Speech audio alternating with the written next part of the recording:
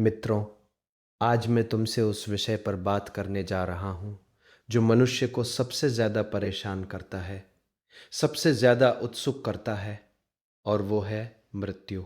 और मृत्यु के बाद क्या क्या मृत्यु अंत है? क्या सब कुछ समाप्त हो जाता है या कुछ बचता है? क्या हम फिर से जन्म लेते हैं? क्या पुनर्जन्म होता है? ये सवाल उतने ही पुराने हैं जितना पुराना मनुष्य है। हर युग में, हर संस्कृति में, हर धर्म में लोगों ने इन सवालों को पूछा है और अलग अलग जवाब मिले हैं। कुछ धर्म कहते हैं हाँ, पुनर्जन्म होता है, तुम बार बार जन्म लेते हो जब तक कि तुम मुक्त नहीं हो जाते। कुछ धर्म कहते हैं नहीं, केवल एक ही जन्म है और मृत्यु के बाद या तो स्वर्ग है या नरक है या फिर प्रलय के दिन तक प्रतीक्षा। कुछ लोग कहते हैं मृत्यु के बाद कुछ नहीं, सब खत्म, शून्य। और बुद्ध क्या कहते हैं? ये बहुत इंटरेस्टिंग है क्योंकि बुद्ध के बारे में बहुत कन्फ्यूजन है। कुछ लोग कहते हैं कि बुद्ध पुनर्जन्म में विश्वास करते थे, कुछ कहते हैं कि नहीं, बुद्ध पुनर्जन्म में विश्वास नहीं करते थे। तो सच क्या है? सच यह है कि बुद्ध बहुत सूक्ष्म बात कह रहे थे, बहुत गहरी बात कह रहे थे, और अधिकतर लोग उसे समझ नहीं पाए। बुद्ध कहते हैं हाँ, पुनर्जन्म होता है, लेकिन फिर वे ये भी कहते हैं नहीं, आत्मा जैसी कोई चीज नहीं है। तो फिर पुनर्जन्म किसका? अगर आत्मा ही नहीं है तो फिर से जन्म कौन लेता है? ये विरोधाभास है, ये पैराडॉक्स है। लेकिन बुद्ध जानबूझकर ये विरोधाभास पैदा कर रहे हैं क्योंकि सत्य विरोधाभासी है। सत्य को लॉजिक से नहीं समझा जा सकता, सत्य को अनुभव से समझा जा सकता है। आज मैं तुम्हें बुद्ध की शिक्षा समझाऊंगा। बुद्ध क्या कह रहे हैं पुनर्जन्म के बारे में और क्यों कह रहे हैं, और सबसे महत्वपूर्ण कैसे तुम इस पुनर्जन्म के चक्र से मुक्त हो सकते हो। यह यात्रा लंबी होगी, गहरी होगी, कठिन होगी, क्योंकि बुद्ध आसान नहीं है। बुद्ध बहुत वैज्ञानिक है, बहुत तार्किक हैं, लेकिन साथ ही बहुत रहस्यमय भी है। तो तैयार हो जाओ, क्योंकि अब मैं तुम्हें जन्म मृत्यु के महासागर में ले जा रहा हूं, और फिर उस पार जहां न जन्म है न मृत्यु, जहां केवल निर्वाण है। बुद्ध कहते हैं आत्मा जैसी कोई चीज नहीं है, कोई परमानेंट सेल्फ नहीं है, कोई शाश्वत अहम नहीं है। ये बहुत चौंकाने वाली बात है क्योंकि उस समय और आज भी सब धर्म आत्मा में विश्वास करते हैं। उपनिषद कहते हैं आत्मा अमर है, आत्मा शाश्वत है, शरीर बदलते हैं लेकिन आत्मा वही रहती है। लेकिन बुद्ध कहते हैं नहीं, ऐसी कोई आत्मा नहीं। तुम जिसे आत्मा कहते हो वह भी परिवर्तनशील है, वह भी बदल रहा है। अब सोचो, अगर आत्मा नहीं है तो फिर तुम कौन हो? बुद्ध कहते हैं तुम 5 स्कंधों का समूह हो, 5 एग्रीगेट्स, 5 ढेर। पहला स्कंध रूप, फॉर्म, तुम्हारा शरीर, तुम्हारा भौतिक रूप, ये निरंतर बदल रहा है, हर क्षण बदल रहा है। कोशिकाएं मर रही है, नई पैदा हो रही है। तुम जो आज हो वह कल नहीं थे और कल नहीं रहोगे। दूसरा स्कंध, वेदना, सेंसेशन, तुम्हारी संवेदनाएं, सुख दुख, न सुख न दुख, ये भी निरंतर बदल रही हैं। एक क्षण सुख है, अगले क्षण दुख है, कुछ भी स्थिर नहीं। तीसरा स्कंद, संज्ञा, परसेप्शन, तुम्हारी धारणाएं, तुम्हारी पहचान, तुम चीजों को कैसे पहचानते हो यह भी बदलता रहता है। बचपन में तुम्हारी धारणा अलग थी, जवानी में अलग है, बुढ़ापे में अलग होगी। चौथा स्कंद, संस्कार, मेंटल फॉर्मेशंस, तुम्हारे मानसिक निर्माण, तुम्हारी आदतें, तुम्हारे संस्कार, तुम्हारी कंडीशनिंग, यह भी बदलती रहती है। नए अनुभव आते हैं, नए संस्कार बनते हैं। पांचवां स्कंद, विज्ञान, कॉन्शियसनेस, तुम्हारी चेतना, तुम्हारा अवेयरनेस, ये भी निरंतर बदल रहा है। जागने में अलग, सपने में अलग, गहरी नींद में अलग, ये 5 स्कंद मिलकर तुम्हें बनाते हैं। लेकिन इनमें से कोई भी स्थिर नहीं, सब बदल रहे हैं। तो फिर आत्मा कहाँ है? वह स्थिर शाश्वत आत्मा कहाँ है? बुद्ध कहते हैं, कहीं नहीं। तुम एक प्रोसेस हो, एक एंटिटी नहीं। तुम एक नदी हो, एक पत्थर नहीं। नदी को देखो, पानी निरंतर बह रहा है। यह पल जो पानी है, अगले पल वह नहीं रहेगा, नया पानी आ जाएगा। फिर भी हम कहते हैं यह गंगा है, ये यमुना है। लेकिन गंगा में कोई स्थिर चीज नहीं, पानी बदल रहा है, फिर भी हम उसे गंगा कहते हैं। ठीक ऐसे ही तुम हो, तुम निरंतर बदल रहे हो, फिर भी तुम कहते हो मैं हूं। लेकिन ये मैं कोई स्थिर चीज नहीं, ये एक कंटिन्यूटी है, एक प्रवाह है। यह है बुद्ध का क्रांतिकारी सिद्धांत। अब सवाल उठता है, अगर आत्मा नहीं है तो फिर पुनर्जन्म किसका? बुद्ध कहते हैं, पुनर्जन्म होता है, लेकिन किसी आत्मा का नहीं। पुनर्जन्म एक प्रोसेस की कंटिन्यूटी है। यह समझने के लिए बुद्ध का दूसरा महान सिद्धांत समझना होगा, प्रतीत्य समुत्पाद, प्रतीत्या समुत्पादा, डिपेंडेंट ओरिजिनेशन, सापेक्ष उत्पत्ति। बुद्ध कहते हैं हर चीज किसी कारण से पैदा होती है, कुछ भी बिना कारण के नहीं होता। और हर चीज दूसरी चीज पर निर्भर है, कुछ भी स्वतंत्र रूप से अस्तित्व में नहीं है। यह एक चेन है, एक श्रृंखला है, एक कारण कार्य की श्रृंखला। बुद्ध ने इस श्रृंखला के 12 कड़ियां बताई, ताले लिंक्स, टवल निदानास। अविद्या इग्नोरेंस, सबसे पहले है अज्ञान। तुम नहीं जानते कि सत्य क्या है, तुम भ्रम में हो। संस्कार, मेंटल फॉर्मेशंस, अज्ञान से संस्कार पैदा होते हैं। तुम्हारी कंडीशनिंग बनती है, तुम्हारी आदतें बनती है। विज्ञान, कॉन्शियसनेस, संस्कारों से चेतना पैदा होती है, एक नई चेतना, एक नया जन्म। नाम रूप, नेम एंड फॉर्म, चेतना से नाम रूप पैदा होता है। एक शरीर बनता है, एक व्यक्तित्व बनता है। षडायतन, 6 सेंस बेसिस, नाम रूप से 6 इंद्रियां पैदा होती है। आंख, कान, नाक, जीभ, त्वचा, मन। स्पर्श, कांटेक्ट, इंद्रियों से स्पर्श होता है। इंद्रियां और विषय मिलते हैं। वेदना, सेंसेशन, स्पर्श से संवेदना पैदा होती है। सुख, दुख या तटस्थ। तृष्णा, क्रेविंग, संवेदना से तृष्णा पैदा होती है। तुम सुख को चाहते हो, दुख से भागना चाहते हो। उपादान, क्लिंगिंग, तृष्णा से आसक्ति पैदा होती है, तुम चीजों को पकड़ लेते हो। भव, बिकमिंग, आसक्ति से भव पैदा होता है, होने की प्रक्रिया शुरू होती है। एक नया जीवन बनने लगता है।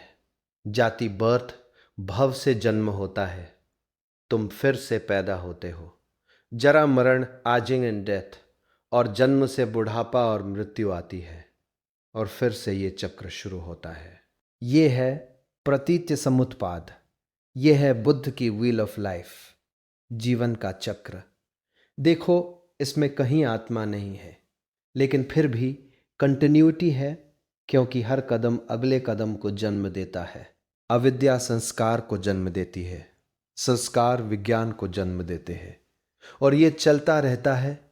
तो पुनर्जन्म एक प्रोसेस की कंटिन्यूटी है। जैसे एक मोमबत्ती से दूसरी मोमबत्ती जलाई जाती है, पहली मोमबत्ती की लौ दूसरी में नहीं जाती, लेकिन फिर भी दूसरी जलती है, क्योंकि पहली ने उसे जन्म दिया।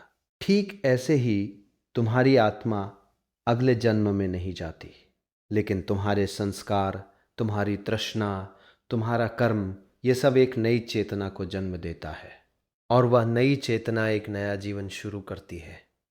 यह है बुद्ध का पुनर्जन्म का सिद्धांत। अब समझो कर्म को, क्योंकि कर्म ही वह मैकेनिज्म है जो पुनर्जन्म को चलाता है। बुद्ध कहते हैं कर्म का मतलब एक्शन नहीं है, कर्म का मतलब है इंटेंशन, इरादा, भावना। तुम जो करते हो वह उतना महत्वपूर्ण नहीं, महत्वपूर्ण यह है कि तुम किस भावना से करते हो, किस इंटेंशन से करते हो। अगर तुम किसी को दान देते हो लेकिन दिखावे के लिए, प्रशंसा पाने के लिए, तो यह अच्छा कर्म नहीं है, क्योंकि इंटेंशन अच्छा नहीं था। लेकिन अगर तुम छोटा सा भी काम करते हो लेकिन पूरे प्रेम से, पूरी करुणा से, तो यह महान कर्म है, क्योंकि इंटेंशन शुद्ध था। बुद्ध कहते हैं कर्म बीज की तरह है। तुम जो कर्म करते हो वह एक बीज बोता है और यह बीज फल देगा, शायद इसी जन्म में, शायद अगले जन्म में, लेकिन देगा जरूर। अच्छे कर्म अच्छे फल देते हैं, बुरे कर्म बुरे फल देते हैं। ये कोई पनिशमेंट या रिवॉर्ड नहीं है, यह सिर्फ नेचुरल लॉ है। जैसे तुम आम का बीज बोओगे तो आम का पेड़ उगेगा, नीम नहीं। लेकिन यह कर्म कैसे काम करता है, कैसे यह एक जन्म से दूसरे जन्म में जाता है? बुद्ध कहते हैं तुम्हारी चेतना में, तुम्हारे संस्कारों में, तुम्हारे मन की गहराई में। जब तुम कोई कर्म करते हो तो वह तुम्हारे मन पर एक इम्प्रेशन छोड़ता है, एक संस्कार बनाता है, और यह संस्कार तुम्हारी चेतना में बना रहता है मृत्यु के बाद भी। और जब तुम फिर से जन्म लेते हो तो ये संस्कार तुम्हारे साथ आते हैं और ये तुम्हारे नए जीवन को शेप करते हैं, तुम्हारे स्वभाव को बनाते हैं, तुम्हारे स्वभाव को बनाते हैं। इसीलिए कुछ बच्चे टैलेंटेड पैदा होते हैं, कुछ बच्चे किसी चीज़ में नेचुरली अच्छे होते हैं। क्यों? क्योंकि पिछले जन्म के संस्कार। इसीलिए कुछ लोग सुखी जीवन पाते हैं, कुछ दुखी। ये भाग्य नहीं है, ये उनके पिछले कर्मों का फल है। लेकिन याद रखो, बुद्ध कोई फातलिस्ट नहीं है। बुद्ध ये नहीं कह रहे कि सब कुछ पूर्व निर्धारित है। नहीं, तुम हर क्षण नए कर्म कर रहे हो और हर नया कर्म नए बीज बो रहा है। तो तुम अपना भविष्य बदल सकते हो अभी, इसी क्षण। अगर तुम अच्छे कर्म करना शुरू कर दो तो तुम अपने भविष्य को इस जन्म में और अगले जन्म में बेहतर बना सकते हो। और अगर तुम सारे कर्मों से मुक्त हो जाओ तो तुम जन्म मृत्यु के चक्र से ही मुक्त हो जाओगे, तुम निर्वाण पालोगे। बुद्ध कहते हैं कि पुनर्जन्म 6 अलग अलग लोकों में हो सकता है, 6 realms। तुम्हारे कर्म के अनुसार तुम किसी भी लोक में जन्म ले सकते हो। पहला लोक नरक लोक, हेल रेल्म, ये सबसे दुखदाई लोक है। यहाँ असहनीय पीड़ा है, लेकिन ये शाश्वत नहीं है, ये टेम्पररी है। जब तुम्हारे बुरे कर्मों का फल समाप्त हो जाएगा तो तुम यहाँ से निकल जाओगे। नरक लोक में वे जन्म लेते हैं जिन्होंने बहुत बुरे कर्म किए हो, हत्या, हिंसा, क्रूरता। दूसरा लोक प्रेत लोक, हंग्री गोस्ट रेल्म। यहाँ वे प्राणी हैं जो हमेशा भूखे प्यासे हैं, लेकिन उनकी भूख कभी नहीं मिटती, उनकी प्यास कभी नहीं बुझती। ये लालच का फल है, तृष्णा का फल है। जो लोग जीवन भर लालची रहे, जो हमेशा ज़्यादा चाहते रहे, वे यहाँ जन्म लेते हैं। तीसरा लोक तिर्यक लोक, एनिमल रेल्म। यह पशुओं का लोक है। यहाँ अज्ञानता है, मूढ़ता है। पशु केवल अपनी मूल वृत्तियों से चलते हैं, खाना, सोना, प्रजनन। जो लोग जीवन में बहुत मूढ़ रहे, जो केवल अपनी वृत्तियों से चले, वे यहाँ जन्म लेते हैं। चौथा लोक मनुष्य लोक, ये हमारा लोक है। यहाँ सुख और दुख दोनों है। ये सबसे महत्वपूर्ण लोक है, क्योंकि केवल यहाँ से ही मुक्ति संभव है। देवता बहुत सुखी है, इसलिए वे साधना नहीं करते। नरक के प्राणी बहुत दुखी हैं, इसलिए वे साधना नहीं कर सकते। लेकिन मनुष्य के पास दोनों है, सुख भी दुख भी, और ये कॉम्बिनेशन परफेक्ट है साधना के लिए। पांचवा लोक असुर लोक, असुरा जेलस गॉड्स रेल्म। यहाँ वे प्राणी हैं जो शक्तिशाली हैं लेकिन हमेशा ईर्ष्या से भरे हैं। वे देवताओं से ईर्ष्या करते हैं, वे हमेशा संघर्ष में रहते हैं। जो लोग जीवन में बहुत ईर्ष्यालु रहे, जो हमेशा दूसरों से प्रतिस्पर्धा करते रहे, वे यहाँ जन्म लेते हैं। छठा लोक देवलोक, गॉड देवर रेल्म। ये स्वर्ग है। यहाँ बहुत सुख है, बहुत शांति है, लेकिन ये भी टेम्पररी है, शाश्वत नहीं। जो लोग बहुत अच्छे कर्म करते हैं वे यहाँ जन्म लेते हैं, लेकिन जब उनके पुण्य समाप्त हो जाते हैं तो वे फिर से नीचे गिरते हैं। बुद्ध कहते हैं, ये सब लोक संसार के हिस्से हैं, ये सब जन्म मृत्यु के चक्र में है। असली मुक्ति तो तब है जब तुम इन सभी लोकों से मुक्त हो जाओ, जब तुम निर्वाण पालो। अब एक महत्वपूर्ण सवाल, क्या पुनर्जन्म के कोई प्रमाण है? क्या कोई पूर्व जन्म को याद करता है? बुद्ध कहते हैं, हाँ। जब तुम गहरे ध्यान में जाते हो तो तुम अपने पूर्व जन्मों को देख सकते हो, याद कर सकते हो। स्वयं बुद्ध ने अपने बोधि के रात को अपने सैकड़ों पूर्व जन्म देखे। उन्होंने देखा कि वे पहले क्या थे, किस किस जन्म में क्या क्या किया। बुद्ध के पूर्व जन्मों की कहानियां, कभी वे हिरन थे, कभी बंदर, कभी राजकुमार, कभी सन्यासी। हर जन्म में वे करुणा सीख रहे थे, प्रज्ञा सीख रहे थे। लेकिन केवल बुद्ध ही नहीं, आज भी कुछ लोग अपने पूर्व जन्म याद करते हैं, खासकर बच्चे। डॉक्टर इयन स्टीवनसन ने हजारों ऐसे केसेस का अध्ययन किया जहां बच्चों ने अपने पूर्व जन्म की बातें बताई, और जब वेरिफिकेशन किया गया तो वे सच निकली। एक बच्चा कहता है, मैं पहले वहां रहता था, उस गांव में मेरे 2 बच्चे थे, मेरी पत्नी का नाम ये था, और जब जांच की जाती है तो वाकई वहां कोई ऐसा व्यक्ति था जो कुछ साल पहले मरा। कैसे संभव है? कैसे एक बच्चा उन चीजों को जानता है जो उसने कभी देखी नहीं, कभी सुनी नहीं? एक ही एक्सप्लेनेशन है, पुनर्जन्म।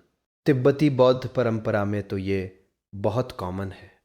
जब दलाई लामा या कोई उच्च लामा मरते हैं तो उनका पुनर्जन्म खोजा जाता है, और हर बार वे एक बच्चे को पाते हैं जो पिछले लामा की चीजों को पहचानता है, पिछले लामा के लोगों को जानता है। यह सब क्या है? यह पुनर्जन्म का प्रमाण है। लेकिन बुद्ध कहते हैं, प्रमाण से क्या होगा? तुम्हें खुद अनुभव करना होगा, तुम्हें ध्यान में गहरे जाना होगा, और वहां तुम खुद देख लोगे। अब सबसे महत्वपूर्ण सवाल, पुनर्जन्म क्यों होता है? क्या कारण है? बुद्ध कहते हैं, तृष्णा, क्रेविंग, यही है मूल कारण। जब तक तुम्हारे मन में तृष्णा है तब तक तुम जन्म लेते रहोगे, क्योंकि तृष्णा तुम्हें बांधती है। तृष्णा 3 प्रकार की होती है। काम तृष्णा, सेंसुअल क्रेविंग, इंद्रियों के सुख की तृष्णा, स्वाद, गंध, स्पर्श, दृश्य, ध्वनि, इन सब की तृष्णा, ये सबसे सामान्य तृष्णा है। भव तृष्णा, क्रेविंग फॉर एग्जिस्टेंस, होने की तृष्णा, जीना चाहते हो, अस्तित्व में रहना चाहते हो, मरना नहीं चाहते। ये तृष्णा भी बहुत गहरी है। विभव तृष्णा, क्रेविंग फॉर नॉन एग्जिस्टेंस, न होने की तृष्णा। कुछ लोग जीवन से इतने थक जाते हैं कि वे मरना चाहते हैं, समाप्त हो जाना चाहते हैं। ये भी एक तृष्णा है, और ये तीनों तृष्णाएं तुम्हें बांधती हैं, तुम्हें जन्म मृत्यु के चक्र में फंसाती हैं। कैसे? जब तुम मरते हो तो तुम्हारा शरीर समाप्त हो जाता है, लेकिन तुम्हारी तृष्णा नहीं मरती। तुम्हारी तृष्णा बची रहती है, तुम्हारी अधूरी इच्छाएं बची रहती है। और ये तृष्णा, ये अनफुलफिल्ड डिजायर्स एक नई चेतना को जन्म देती है। एक नया जीवन शुरू होता है ताकि वे इच्छाएं पूरी हो सके। लेकिन क्या होता है? उस जीवन में भी तुम नई इच्छाएं पैदा कर लेते हो, नई तृष्णाएं पैदा हो जाती हैं, और फिर से जब तुम मरते हो तो ये नई तृष्णाएं फिर से एक नया जन्म देती हैं। यह एक एंडलेस साइकिल है, एक दुष्चक्र है, और तुम इसमें फंसे हो। जन्म के बाद मृत्यु, मृत्यु के बाद जन्म, और ये चलता रहता है। बुद्ध इसे संसार कहते हैं। सामसारा ये जन्म मृत्यु का महासागर है, और तुम इसमें डूबे हो, तैर रहे हो, लेकिन किनारा नहीं मिल रहा। तिब्बती बौद्ध परंपरा में तो ये बहुत कॉमन है। जब दलाई लामा या कोई उच्च लामा मरते हैं तो उनका पुनर्जन्म खोजा जाता है, और हर बार वे एक बच्चे को पाते हैं जो पिछले लामा की चीजों को पहचानता है, पिछले लामा के लोगों को जानता है। यह सब क्या है? यह पुनर्जन्म का प्रमाण है। लेकिन बुद्ध कहते हैं, प्रमाण से क्या होगा? तुम्हें खुद अनुभव करना होगा, तुम्हें ध्यान में गहरे जाना होगा, और वहां तुम खुद देख लोगे। अब सबसे महत्वपूर्ण सवाल, पुनर्जन्म क्यों होता है, क्या कारण है? बुद्ध कहते हैं तृष्णा, क्रेविंग, यही है मूल कारण। जब तक तुम्हारे मन में तृष्णा है तब तक तुम जन्म लेते रहोगे, क्योंकि तृष्णा तुम्हें बांधती है। तृष्णा तीन प्रकार की होती है। काम तृष्णा, सेंशुअल क्रेविंग, इंद्रियों के सुख की तृष्णा, स्वाद, गंध, स्पर्श, दृश्य, ध्वनि, इन सब की तृष्णा, ये सबसे सामान्य तृष्णा है। भव तृष्णा, क्रेविंग फॉर एग्जिस्टेंस, होने की तृष्णा, जीना चाहते हो, अस्तित्व में रहना चाहते हो, मरना नहीं चाहते।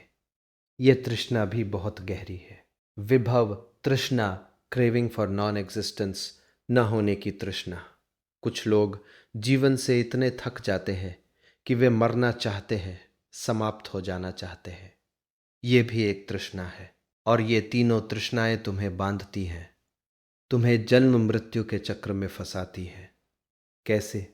जब तुम मरते हो तो तुम्हारा शरीर समाप्त हो जाता है, लेकिन तुम्हारी तृष्णा नहीं मरती। तुम्हारी तृष्णा बची रहती है, तुम्हारी अधूरी इच्छाएं बची रहती है। और ये तृष्णा, ये अनफुलफिल्ड डिजायर्स एक नई चेतना को जन्म देती है। एक नया जीवन शुरू होता है ताकि वे इच्छाएं पूरी हो सके। लेकिन क्या होता है, उस जीवन में भी तुम नई इच्छाएं पैदा कर लेते हो, नई तृष्णाएं पैदा हो जाती हैं। और फिर से जब तुम मरते हो तो ये नई तृष्णाएं फिर से एक नया जन्म देती हैं। यह एक एंडलेस साइकिल है, एक दुष्चक्र है, और तुम इसमें फंसे हो। जन्म के बाद मृत्यु, मृत्यु के बाद जन्म, और ये चलता रहता है। बुद्ध इसे संसार कहते हैं। सामसरा ये जन्म मृत्यु का महासागर है, और तुम इसमें डूबे हो, तैर रहे हो, लेकिन किनारा नहीं मिल रहा। बुद्ध कहते हैं यह संसार दुख है, यह उनका पहला आर्य सत्य है। सब कुछ दुख है। जन्म दुख है, बुढ़ापा दुख है, बीमारी दुख है, मृत्यु दुख है। जिसे तुम प्यार करते हो उससे बिछड़ना दुख है, जिसे तुम नापसंद करते हो उसके साथ रहना दुख है, जो तुम चाहते हो वह न मिलना दुख है। लेकिन लोग कहते हैं नहीं, संसार में सुख भी है, प्रेम का सुख, सफलता का सुख। बुद्ध कहते हैं हाँ, सुख है, लेकिन वो सुख भी दुख का ही एक रूप है, क्योंकि वो सुख टिकता नहीं, वो बदल जाता है। और जब वो बदलता है तो दुख होता है। तुम किसी को प्यार करते हो, ये सुख है, लेकिन वो व्यक्ति बदल जाएगा या मर जाएगा या तुम्हें छोड़ देगा, और तब दुख। तुम सफल हो जाते हो, ये सुख है, लेकिन ये सफलता टिकेगी नहीं, एक दिन ये भी चली जाएगी, और तब दुख। तो सुख भी दुख का ही एक रूप है, क्योंकि सुख में दुख छुपा है। सुख अस्थाई है, और जो अस्थाई है वह दुख है। बुद्ध कहते हैं सब कुछ अनित्य है, इम्परमानेंट, कुछ भी स्थायी नहीं, सब बदल रहा है, और यही दुख का कारण है। तुम चाहते हो कि चीज़ें टिके, तुम चाहते हो कि तुम्हारा प्रेमी हमेशा तुमसे प्यार करे, तुम चाहते हो कि तुम्हारी सफलता हमेशा बनी रहे, तुम चाहते हो कि तुम हमेशा जवान रहो, स्वस्थ रहो।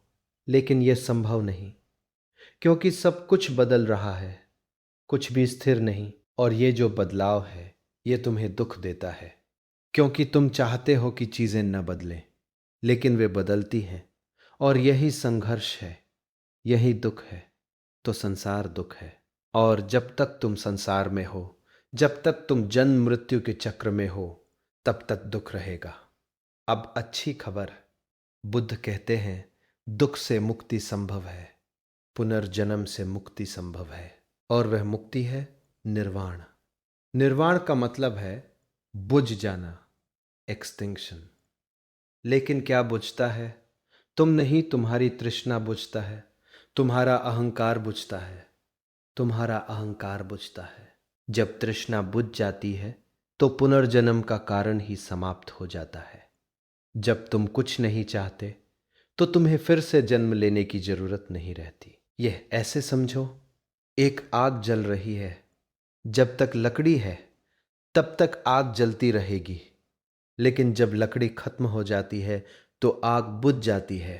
विपश्यना का मतलब है अंतर्दृष्टि, इनसाइट, चीजों को जैसी वे हैं वैसी देखना। विधि बैठ जाओ, सीधी रीढ़, आंखें बंद या आधी खुली, पहले अपनी सांस पर ध्यान दो। सांस अंदर आ रही है, सांस बाहर जा रही है, बस देखो, कुछ करो मत। फिर अपने शरीर की संवेदनाओं को देखो, कहीं गर्मी है, कहीं ठंडक है, कहीं खुजली है, कहीं दर्द है, बस देखो। रिएक्ट मत करो, ये बहुत महत्वपूर्ण है। रिएक्ट मत करो। अगर खुजली है तो खुजाओ मत, बस देखो। अगर दर्द है तो हिलो मत, बस देखो। क्यों? क्योंकि जब तुम रिएक्ट करते हो तो तुम एक नया कर्म बो रहे हो, एक नया संस्कार बना रहे हो। लेकिन जब तुम बस देखते हो, इक्वानिमस रहते हो, तो पुराने संस्कार डिसॉल्व होने लगते हैं। यही है विपश्यना का रहस्य। तुम अपने पुराने कर्मों को, पुराने संस्कारों को जला रहे हो बिना नए बोए, और जब सब संस्कार जल जाते हैं तो तुम मुक्त हो जाते हो, तुम निर्वाण पा लेते हो। लेकिन यह तुरंत नहीं होगा, इसमें समय लगेगा। तुम्हें रोज अभ्यास करना होगा, घंटों अभ्यास करना होगा, सालों अभ्यास करना होगा। लेकिन अगर तुम जारी रखो तो एक दिन तुम पाओगे कि तुम्हारे भीतर कुछ बदल गया है। तुम्हारी तृष्णा कम हो गई है, तुम्हारा क्रोध कम हो गया है, तुम्हारा मोह कम हो गया है, और फिर एक दिन सब समाप्त हो जाएगा। तृष्णा, द्वेष, मोह, सब। और उस दिन तुम जानोगे कि तुम मुक्त हो गए। बुद्ध की परंपरा में दो तरह के मुक्त लोग हैं। अरहत, वो जो खुद मुक्त हो गया, जिसने अपनी सारी तृष्णा समाप्त कर दी, जिसने निर्वाण पा लिया, वो अब फिर से जन्म नहीं लेगा, उसका काम पूरा हो गया। बोधिसत्व, वह जो मुक्त हो सकता था, लेकिन उसने प्रतीक्षा की। उसने कहा, मैं तब तक निर्वाण में नहीं जाऊंगा जब तक सभी प्राणी मुक्त नहीं हो जाते। ये महान करुणा है, यह महान त्याग है। बोधिसत्व अपनी मुक्ति को स्थगित कर देता है ताकि वो दूसरों की मदद कर सके। बुद्ध स्वयं एक बोधिसत्व थे। वे कई जन्मों से बोधिसत्व थे। हर जन्म में वे प्राणियों की मदद करते रहे, करुणा सीखते रहे, प्रज्ञा सीखते रहे, और अंत में वे बुद्ध बन गए। अब मैं तुम्हें बुद्ध की सबसे गहरी शिक्षा बताता हूं। शून्यवाद, शून्यता, एम्प्टीनेस। बुद्ध कहते हैं सब कुछ शून्य है। एम्प्टी, इसका मतलब ये नहीं कि कुछ है नहीं, इसका मतलब है कि किसी चीज का स्वतंत्र अस्तित्व नहीं है। हर चीज दूसरी चीज पर निर्भर है। एक मेज को देखो, ये क्या है? ये लकड़ी है। लेकिन लकड़ी क्या है? ये पेड़ है। पेड़ क्या है? ये मिट्टी, पानी, हवा, सूरज है। तो मेज क्या है? ये सब कुछ है और अपने आप में कुछ नहीं। मेज का कोई स्वतंत्र अस्तित्व नहीं, ये सब चीज़ों के संयोग से बनी है। और जब ये चीज़ें अलग हो जाएंगी तो मेज नहीं रहेगी। ठीक वैसे ही तुम क्या हो? तुम 5 स्कंधों का समूह हो। और वे 5 स्कंध भी कहाँ से आए? वे भी दूसरी चीज़ों से आए। तुम्हारा शरीर भोजन से बना है, तुम्हारे विचार तुम्हारे अनुभवों से बने हैं, तुम्हारी चेतना तुम्हारे संस्कारों से बनी है। तो तुम क्या हो? तुम सब कुछ हो और अपने आप में कुछ नहीं। ये है शून्यता, ये है एम्प्टीनेस। और जब तुम यह समझ लेते हो तो क्या होता है? तुम्हारा अहंकार गायब हो जाता है, क्योंकि अब तुम जानते हो कि कोई मैं है ही नहीं, कोई स्वतंत्र सेल्फ है ही नहीं। सब इंटरकनेक्टेड है, सब एक दूसरे पर निर्भर है। और जब अहंकार गायब हो जाता है तो तृष्णा भी गायब हो जाती है। क्योंकि तृष्णा किसकी? अगर मैं ही नहीं तो तृष्णा किसकी? और जब तृष्णा गायब हो जाती है तो पुनर्जन्म भी गायब हो जाता है, क्योंकि पुनर्जन्म का कारण ही समाप्त हो गया। यह है शून्यवाद का रहस्य। यह है बुद्ध की अंतिम शिक्षा। बुद्ध कहते हैं, हाँ, पुनर्जन्म होता है, लेकिन यह किसी आत्मा का पुनर्जन्म नहीं, यह एक प्रोसेस की कंटिन्यूटी है। तुम्हारे कर्म, तुम्हारे संस्कार, तुम्हारी तृष्णा, ये सब एक नई चेतना को जन्म देती है और ये चक्र तब तक चलता रहता है जब तक तुम मुक्त नहीं हो जाते, जब तक तुम निर्वाण नहीं पा लेते। तो अब सवाल ये है, तुम क्या करोगे? क्या तुम इस चक्र में घूमते रहोगे? जन्म लोगे, मरोगे, फिर जन्म लोगे, फिर मरोगे, और यह अनंत काल तक चलता रहेगा। बुद्ध के आखिरी शब्द थे, अपदीपो भव। अपना दिया खुद बनो, अपनी रोशनी खुद बनो, किसी और पर निर्भर मत रहो। अपनी मुक्ति खुद खोजो, तो जाओ और अपनी यात्रा शुरू करो। जन्म मृत्यु के चक्र से मुक्ति की यात्रा, संसार से निर्वाण की